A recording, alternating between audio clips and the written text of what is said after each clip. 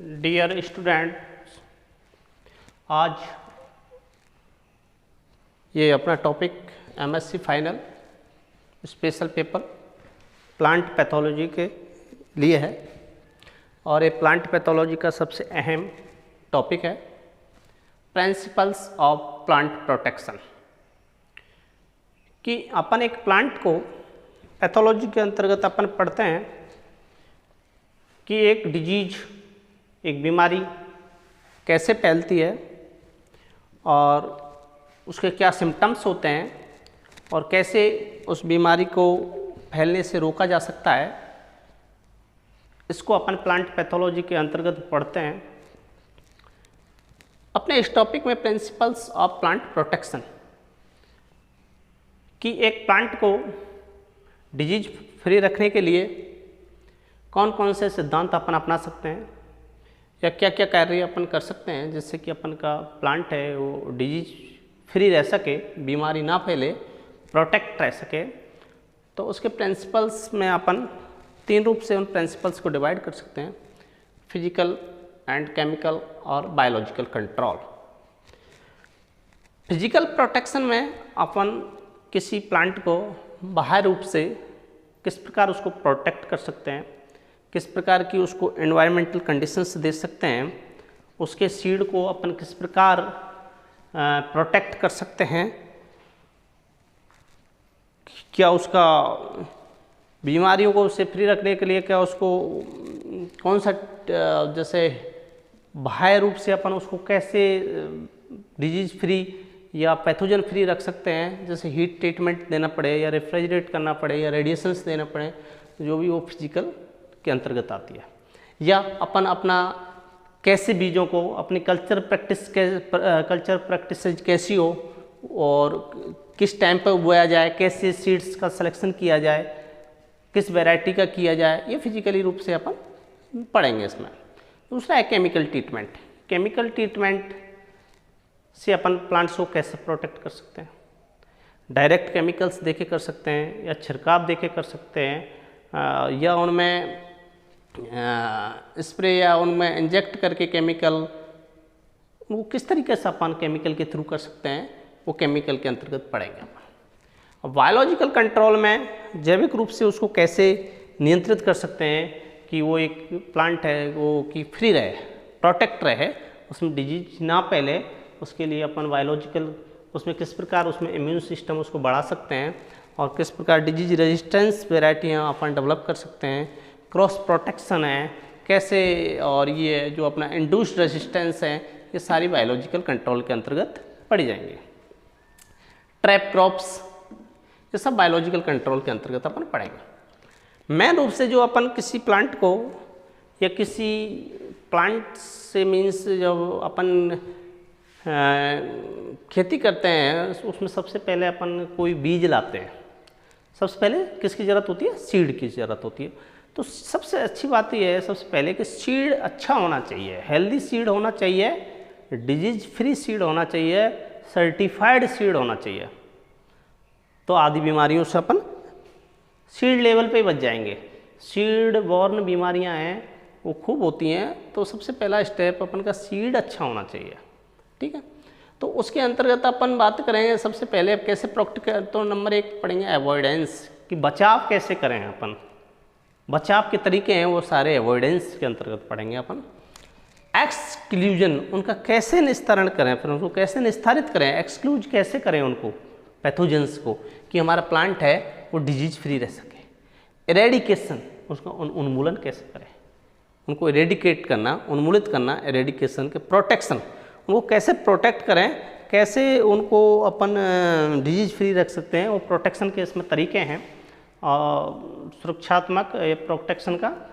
Next है immunisation, कैसे उनको इम्यून सिस्टम के द्वारा कुछ बचाव कर सकते हैं, इम्यून सिस्टम डेवलप करके, और इम्प्रूवमेंट ऑफ होस्ट रेजिस्टेंट वेराइटियाँ के थ्रू भी अपन कर सकते हैं। इम्यूनाइजेशन में अपन use of resistance varieties use करनी चाहिए, इंड्यूस्ड रेजिस्टेंस है और क्रॉस प्रोटेक्शन है, ये अपन पढ़ेंगे। सबसे पहले अपन बात करते हैं अवॉइडेंस की। अवॉइडेंस में मैं बता चुका हूँ आपको कि अवॉइडेंस में बचाव के तरीके हैं कि अपन कैसे बचें। तो सबसे पहले अपन दो चीज़ें काम लेते हैं, एक तो फील्ड जहाँ अपन को फसल को बोना होता है, या वो जियोग्राफिकल एरिया जहाँ अपन को फसल बोनी है वो एकदम साफ होना चाहिए, वो एकदम पैथोजेंस फ्री होना चाहिए, तो बीमारियाँ होंगी नहीं, वो एकदम साफ होना चाहिए। कल्चर प्रैक्टिसेज में अपन जितने भी औजार काम में लाएंगे, इंस्ट्रूमेंट्स काम में लाएंगे, वो सब डिजीज फ्री होने चाहिए। तो अवॉइडेंस में अपन पैथोजन से अवॉइड करें, बचें कैसे? Proper selection of geographical area, selection of field and modification of cultural techniques and choice of time swing. बोने के टाइम, एक किसी फसल का अच्छा होने के लिए उनके बीजों को उचित प्रॉपर टाइम पर बोना बहुत ज़रूरी है। अगर टाइम पर बुआई नहीं होगी, टाइम निकल जाएगा तो वो फसल प्रत्येक जो फसल है वो हर एक मौसम में नहीं होती है। इसलिए टाइम सोइंग का ध्यान रखें, क्योंकि टाइम सोइंग का टाइम अच्छा होगा तो उस टाइम पर टेम्परेचर जो हीट है वो अच्छी होगी, क्लाइमेट उसके अकॉर्डिंग होगा, तो इजीली प्लांट अपन का ग्रो करेगा, और इजीली ग्रो करेगा तो बीमारियां होने के चांसेस कम होते हैं। सिलेक्शन ऑफ सीड्स, सीड्स का सिलेक्शन सबसे अहम है। सीड्स का सिलेक्शन सबसे अहम है इसलिए कि मेनली जो सीड बोर्न डिजीज हैं वो सीड से ही फैलती हैं। सीड सब अपने अच्छे होंगे, हेल्दी होंगे, सर्टिफाइड होंगे तो बीमारियां कम से कम फैलेंगे। डिजीज एस्केपिंग वेराइटीज, ऐसी वेराइटियों का यूज करें जो कि डिजीज फ्री हो, डिजीज से बचें, बचाव वाली। तो ये अवॉइडेंस में है, ये स्टेप्स अवॉइडेंस के हैं। नेक्स्ट है एक्सक्लूजन, कैसे निस्तारित करें? सीड ट्रीटमेंट कर दें। भाई कोई बीमारी अगर आ गई तो उसको एक्सक्लूजन करना, उसको निस्तारित करना बहुत ज़रूरी है। तो एक तो सीड्स में कोई बीमारी आ गई तो सीड्स को अपन ट्रीटमेंट करें, चाहे वो फिजिकल ट्रीटमेंट हो सीड का, चाहे वो केमिकल ट्रीटमेंट हो। सीड एकदम अच्छा होना चाहिए, साफ होना चाहिए, डिजीज फ्री होना चाहिए, मतलब पैथोजेंस फ्री होना चाहिए। फील्ड है, फील्ड भी इसी प्रकार एकदम सैनिटाइज होनी चाहिए। सैनिटेशन का बहुत ध्यान रखना है, साफ सफाई का। तो वो एकदम जैसे seed treatment, inspection and certification, कोई बीज अपन यूज कर रहे हैं वो इंस्पेक्शन के थ्रू और अपने पास सर्टिफाइड होने चाहिए उनका, उन्हीं वेराइटियों को अपन यूज करना चाहिए जिसमें कम से कम डिजीज फैलने का चांसेस रहता है। एक्सक्लूजन ऑफ इनोकुलम, किसी फील्ड में या किसी अपन के बीज में इनोकुलम है। इनोकुलम वो है जिसमें कि रोग फैलाने का प्रथम जो कारक है इनोकुलम, उससे को बिल्कुल, चाहे वो फील्ड हो चाहे सीड्स में या अपन की कल्चर प्रैक्टिसेज में, या अपने औजारों को इनोकुलम से फ्री रखना चाहिए। क्वारंटाइन रेगुलेशन, क्वारंटाइन मीन्स जांच पड़ताल होकर सीड्स अपने पास आने चाहिए। जैसे विदेशों से सीड्स आते हैं, जितने भी सीड्स वो क्वारंटाइन होके ही आते हैं, और वही यूज में लेने चाहिए कि जिससे क्या है उसमें बीमारियां आने के चांसेस कम हो जाते हैं। क्वारंटाइन है वो 3 लेवल पे अपन के चलता है, डोमेस्टिक लेवल पे एंड इंटरनल लेवल पे और टोटल एम्ब्रेगोजी, मतलब बंदरगाहों पर, चाहे वो सी एयरपोर्ट्स पर हो, सी पोर्ट्स पर हो, या वो एयरपोर्ट्स पर हो, लैंड्स पर हो, वहाँ पे टोटल क्या है वो क्वारंटाइन होके आना चाहिए। एरेडिकेशंस में मतलब उन्मूलित करके, जैसे अपन के मेंस में अपमान में बीमारी चलती थी मलेरिया, तो मलेरिया को अपन ने जैसे एरेडिकेशन करके धीरे धीरे उन्मूलित करके और उसके तरीक़ों से उसको हटाया है, ऐसे ही इसको अपन बीमारियों को एरेडिकेशन उनको धीरे धीरे कम कर सकते हैं, उन्मूलित कर सकते हैं। जन चेतना लाकर लोगों में, कृषकों में बताकर उनको बोने का तरीके, उनके कल्चर प्रैक्टिसेज में क्या क्या बदलाव कर सकते हैं, क्या क्या टेक्निक्स यूज में ले सकते हैं। तो रोइंग है, क्रॉप रोटेशन है, बदल बदल के क्रॉप बोने के तरीके हैं, सॉइल ट्रीटमेंट के बारे में अपन उनको बता करके, सैनिटेशन, साफ सफाई, हीट एंड केमिकल ट्रीटमेंट के द्वारा उसको अपन एरेडिकेशंस कर सकते हैं पैथोजेंस का। तो एरेडिकेशंस एक इम्पोर्टेंट स्टेप है जो कि प्लांट को अपन को प्रोटेक्ट कर सकता है डिजीज फ्री रखने के लिए। क्रॉस प्रोटेक्शन उसमें अहम है कि बीमारियों को बचने के लिए फसल है वो बदलती हुई बोना बहुत ज़रूरी है। सॉइल का ट्रीटमेंट टाइम टू टाइम करना बहुत ज़रूरी है, जिससे उसमें अनवांटेड जो बीड्स हैं या अनवांटेड जो पैथोजेंस हैं, पैथोजेंस मीन्स जो कॉजल ऑर्गेनिजम्स हैं जो कि रोग फैलाने की जो क्षमता रखते हैं, उनको अपन फ्री रख सकते हैं। तो soil treatment time to time होना चाहिए, चाहे वो हीट ट्रीटमेंट हो या केमिकल ट्रीटमेंट हो या रेडिएशंस के थ्रू हो, या उसमें जो न्यूट्रिएंट्स हैं उनकी भी प्रॉपर मात्रा हो, माइक्रो एंड मैक्रो न्यूट्रिएंट्स की। उसके लिए टाइम टू टाइम उसमें अपन को अच्छे खाद बीजों, अच्छे खाद का उपयोग करना चाहिए, जिससे उनकी क्या है पावर बनी रहे, सॉइल पावर बनी रहे।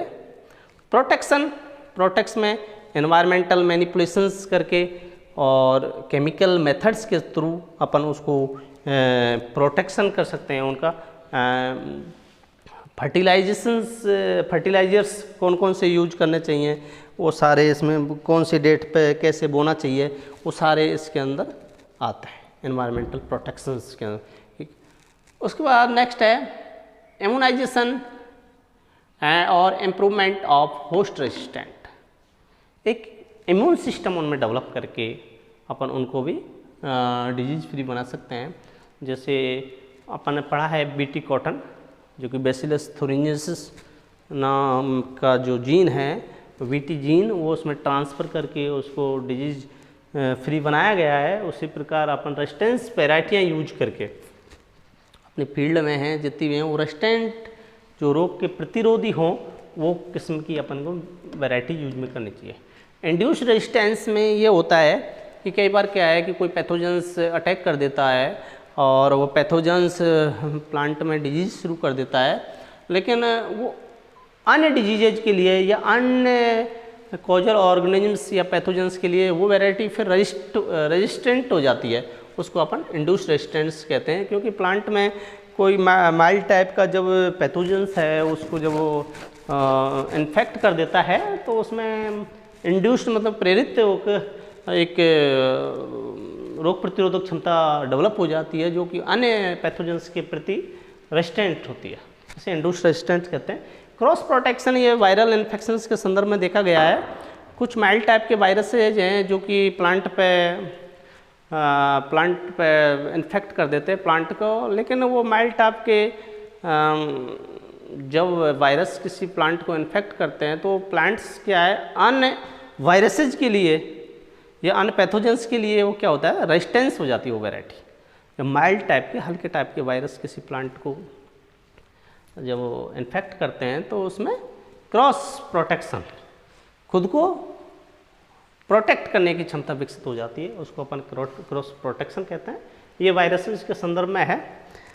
तो एक अच्छी खेती करने के लिए या अच्छे प्लांट्स को डिजीज फ्री बनाए रखने के लिए सबसे अहम यही है कि बीज हों वो सर्टिफाइड हों, अच्छे हों, हेल्दी हों, और ट्रीटमेंट चाहे उनका फिजिकल रूप से ट्रीटमेंट या केमिकल रूप से ट्रीटमेंट हुए हों, फील्ड एकदम साफ हो, न्यूट्रिएंट्स पूरे हों, सॉइल की अच्छी ट्रीटमेंट हुई हो।